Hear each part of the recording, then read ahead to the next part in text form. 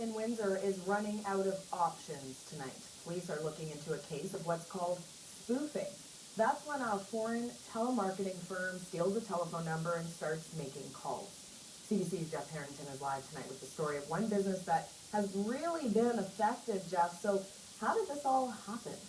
Well, that's the question that they're still trying to figure out, Asha. They're still trying to solve it tonight, in fact. The Windsor shop that specializes in electrical work has no idea why its number was stolen, but tonight it's dealing with the aftermath. It's crazy. Every line was lit up with calls.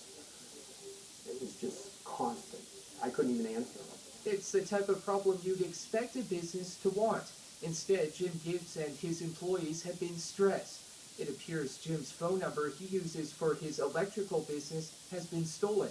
He believes a foreign telemarketing firm is using his number to try to defraud people in the Windsor area.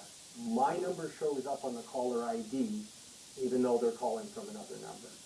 They can solicit anybody, say whatever they want to those people. It could be vulgar, it could be a threat, it could be any of those things. I have no control over it whatsoever. It's called spoofing. A foreign telemarketing firm uses some sort of program or device to steal a local phone number to a legitimate business. It then targets an area and starts making calls trying to defraud people by selling a service. The tone of the conversation can be threatening and usually ends with someone hanging up.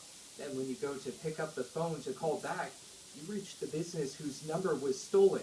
The business in this case, the one Jim has worked so hard to build. Powerhouse.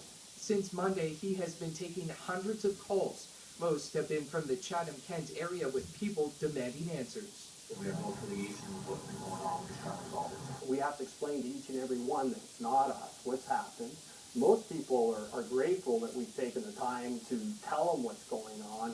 If the calls continue, Jim says he'll have to change his number. That will be a big expense when you consider it's plastered on pretty much everything he owns. Windsor police are onto it. Fraud investigators will handle any complaints. These fraud investigations, as we've indicated, are sometimes very difficult. It's very difficult to pin down who's making that phone call, if it's a local phone call or if it's from the United States or even overseas for that matter. In a statement to the CBC Windsor newsroom, Cogeco, the company Jim uses for his phone line, says it does not sell personal information to third parties for sales or marketing purposes. When it comes to Canada's Radio, Television and Telecommunications Regulator, the CRTC, it can only find companies it catches. The CRTC tells CBC spoofing call centers are beyond its reach. Back to Jim, the local business owner. He says he'll have to make a decision by the end of this week whether to disconnect his phone line if the calls continue. Jim will then have to change all of his advertising. He believes that could cost anywhere from $10,000 to $20,000.